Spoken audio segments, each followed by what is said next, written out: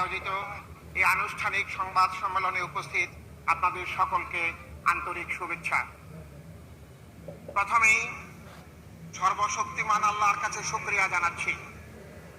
দীর্ঘ 17 বছর আপোষহীন সংগ্রামের পর এক ঐতিহাসিক নির্বাচনের মাধ্যমে অর্জিত আজকের এই বিজয়, বাংলাদেশের বিজয়, অপ্রতিরোধ্য এই বিজয়, গণতন্ত্রের এই বিজয়, বাংলাদেশের জনগণের।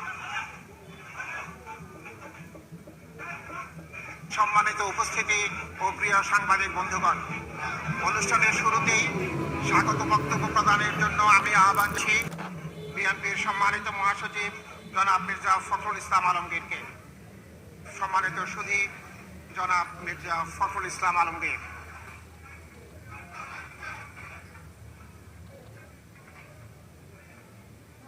বিসমিল্লাহির রহমানির রহিম।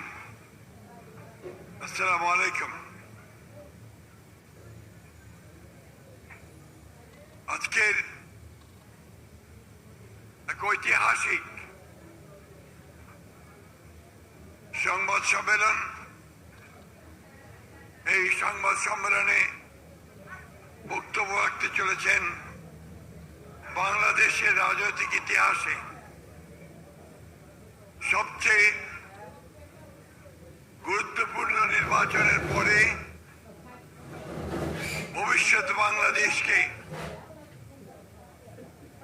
গণতান্ত্রিকভাবে এবং অর্থনৈতিকভাবে কিভাবে তার উত্তরণ ঘটবে এবং এই নির্বাচন সম্পর্কে আমাদের ভবিষ্যৎ প্রধানমন্ত্রী, যিনি বিপুল ভোটে জনগণের ম্যান্ডেট লাভ করেছেন আগামী নির্বাচন দেশকে শাসন করবার জন্য, পরিচালনা করবার।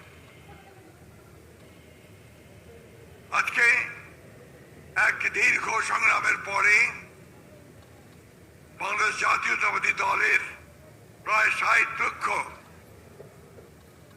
নেতা কর্মীর বিরুদ্ধে মামলা, 20,000 নেতা কর্মীকে হত্যা, প্রায় 1700 নেতা কর্মীকে গুম করে দেওয়ার পরে জানুয়ারির 24 জুলাই এবং আগস্টে প্রায় 2000 ছাত্র, নারী, শিশুর আত্মাহুতির পরে, রক্তপাতের পরে আমরা আজকে একটা গণতান্ত্রিক পন্থায় ফিরে যাওয়ার যে প্রধান ফটক, সেই ফটককে উত্তরণ করতে